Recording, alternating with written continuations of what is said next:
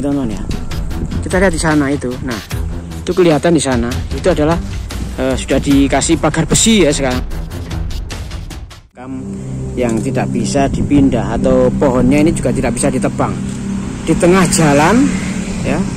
Dan percaya tidak percaya.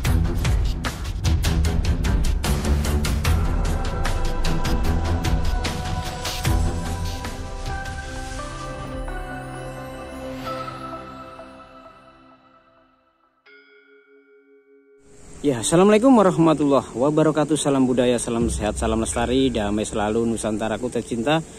Salam sejahtera, namo buddhaya, Om Swastiastu. Ya, sahabatku tercinta dimanapun Anda berada.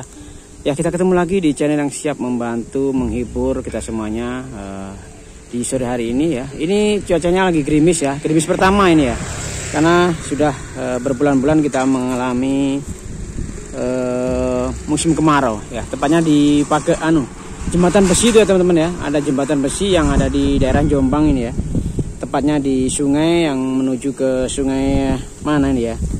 Sungai Demangan ya. Atau sungai Kali Gunting ya teman-teman ya. Nah, ini kita tidak mereview sungai seperti biasanya. Tidak mereview ular, tapi kita mereview sebuah keajaiban alam, fenomena alam atau fenomena langka ya teman-teman ya. Ada sosok atau makam dan juga dijaga oleh pohon raksasa. Yang konon pohon itu sudah beberapa kali ditebang oleh pihak terkait ya, baik dinas PU umum ya ataupun dari desa. Selalu mengalami hambatan atau kegagalan. Karena konon menurut cerita itu karena karomah dari makam atau punden ya, leluhur yang ada di tengah jalan ini. Nah, inilah unik dan anehnya makam Mbah Soi yang ada di jalan raya ini ya teman-teman ya. Nah, ini tepat di tengah jalan ini. Nah, kita lihat di sana ya teman-teman ya. Kita lihat di sana itu. Nah, itu kelihatan di sana. Itu adalah sudah dikasih pagar besi ya sekarang. Itu adalah makam dari Mbah Soi. Beliau adalah seorang punggawa ya. Seorang punggawa yang ditemukan terhanyut di sungai yang besar tadi, yang sangat deras ya ketika musim hujan ya. Itu ditemukan oleh warga Miagan sini ya, daerah Jombang, Jawa Timur. Itu akhirnya dimakamkan di jalan ini ya. Ini sebenarnya tengah jalan ya teman-teman ya. Ini dulu jalan pas di tepi sungai ini ya, tapi karena ini masih kemarau jadi nggak ada airnya. Nah, jadi makam itu tepatnya ada di tengah jalan. Di tengah jalan itu, tapi akhirnya jalan itu disempitkan lagi, diarahkan ke sebelah barat. Nah, anehnya lagi di balik misteri Mbah Soi ini atau karomah yang Mbah Soi ini, banyak sekali ketika orang yang menyalahgunakan makam ini itu dibuat lari terbirit-birit ya. Ketika menggunakan sebuah punden atau makam atau tempat yang disakralkan itu untuk niat yang kurang baik ya, seperti misalnya mencari togel atau nomor togel ya, itu dibuat lari terbirit-birit ya. Namun ketika untuk digunakan sebagaimana mestinya, ada seperti orang mau punya gawe ya atau punya hajat seperti nikahan, khitanan, itu warga ini masih nguri-nguri di sini. Bukan berarti minta kepada makam ini ya, tapi itu adalah salah satu bentuk rasa syukur ya. Ketika mau punya hajat itu adalah bentuk rasa syukur untuk berbagi rezeki juga. Ingat leluhurnya dengan cara mengirimi doa di sini. Seperti itu ya. Jadi jangan disalahgunakan atau disalahartikan ya. Ketika orang mengirimi sesajen atau cok bakal ke sini, itu bukan berarti minta kepada makam ini ya. Tapi itu adalah salah satu bentuk filosofi saling berbagi, saling menghargai, saling mengingatkan bahwa leluhur kita itu dulu itu ada. Jadi jangan hanya setelah dikuburkan ditinggal geledak gitu aja ya teman-teman ya. Jadi seperti itu filosofi yang bisa saya ambil atau kita pelajari ya teman-teman ya.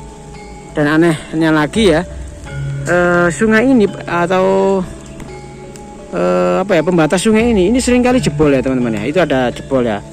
Jebol itu juga jebol karena memang kena air atau mungkin struktur tanahnya yang kurang kuat.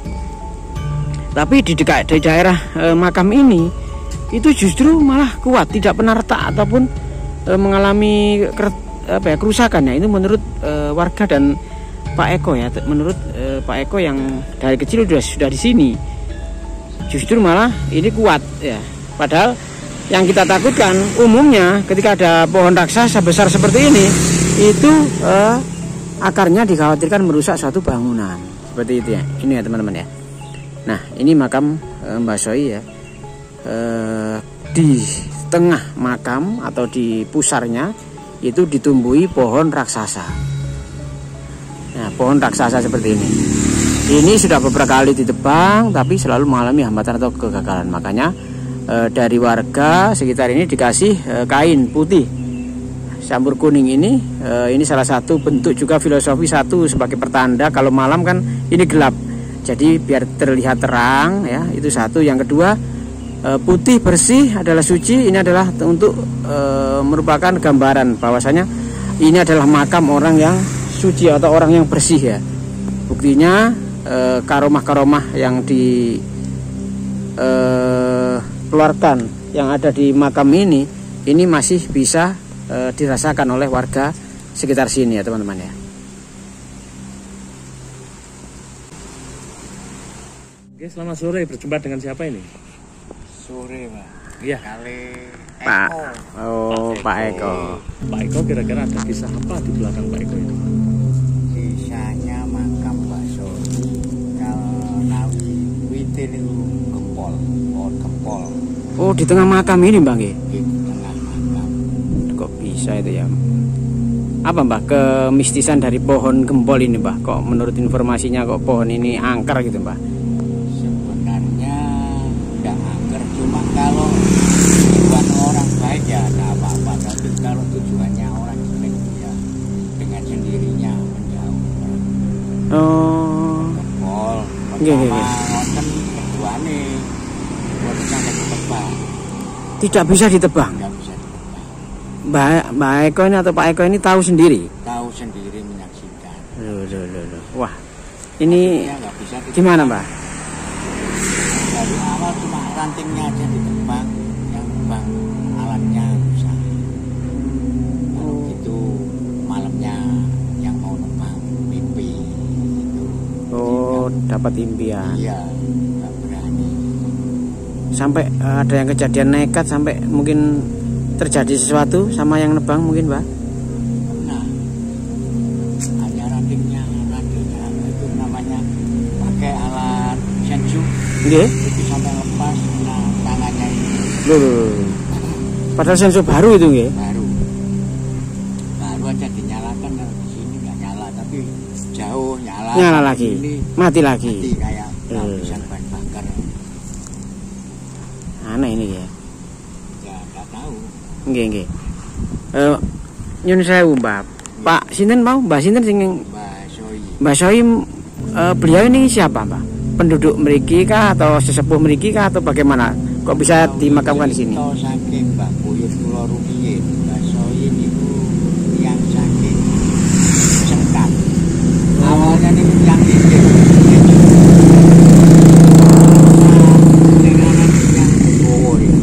Punggawa, pendekar kerajaan. Nah, di hutan dan pilihan level kita yang dan Pandean. itu ceritane Mbah Buyut kula tasih. Nggih. Turun temurun nggih. Ya, ngoten. Punggawa. Uriwe Nggih. berjuang ngoten. Ya, pada masa togel atau tidak dibuat cari togel gitu? Dulu pernah, Pak. Nah, orang dari mana saya nggak tanya, cuma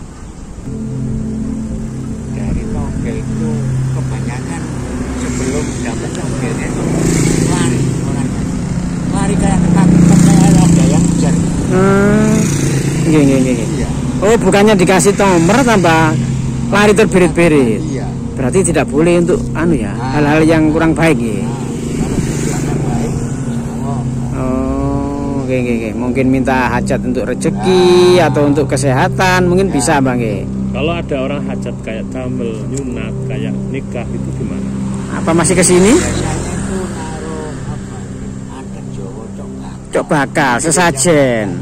Sesajen istilahnya apa ya, izin supaya Nggih, yang nggih, punya nggih. hajat iki sing rewang maupun sing Nggih, gadah gawe. aman ngoten Pak. Oh, Ya, jadi Bapak ini ada di tengah jalan. Iya. Adakah kayak malam di ada kecelakaan di tubruk anak atau gimana? iya, makamnya soalnya di tengah jalan ini. Nek malam itu kadang lain ada, cuma kadang ada. Kalau orang cerita, mungkin aku ingin nanti ketemu wong tengok wong Jumano, tapi tak wasno sama ketemu wono, wasno, ngoten. Orang tengok-tengok pakai jubah Nah, di sini. di sini ya. Nah, dan itu cerita orang Orang lain. orang lain. Seperti ada orang duduk di makam ini, Kang, gitu kan. Kadang-kadang orang kecelakaan itu kan disangkanya nggak ada ya. Orang di sana di sini Oh, disangkanya enggak ada makam. Sih kira nggak ada ini. makam. terus nabrak. Oh, gitu. Ya. Kalau sering lewat hari tiap hari sini ya. Nggih. Kalau Kadang, ya, orang kadang- baru lewat, sengkan mendatang. Jadi Waktu bikin jalan raya, ini kan pas di tengah jalan. Apa enggak dipinggirkan atau gimana ya, gitu? nggak bisa. Enggak berani berarti. Nggak. Ini aja lah. Ini kan pengadilan. nggih, Ini tambah sulam ada 3 kali kalau nggak salah. maksudnya plengsengannya. Pelengsengannya dari awal. Oh. Tapi kan takutnya kalau ini kan akarnya pohon Iya, merusak. merusak. Tapi ternyata mulai awal sampai sekarang tuh nggak pernah tambah sulam. Loh itu loh kan. Aneh ya. Yang lainnya itu Sudah rusak bolak-balik. Oh iya, itu sudah retak semuanya ini ya. Iya. Oh iya, sudah retak pada retak semuanya ini. Bapak mungkin bisa dekat dikit ya, Pak? Nggih, Bapak Assalamualaikum. boleh masuk. Mungkin bisa tunjukkan yang mana yang makam, yang mana yang pohon.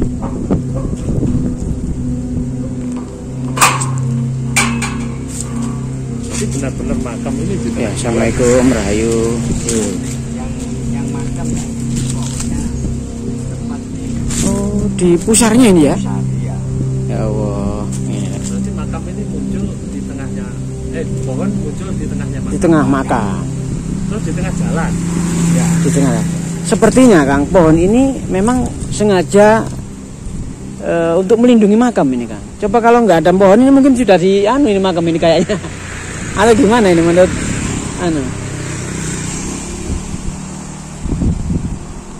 Ada kisah-kisah lagi, Pak, menurut Pak Eko.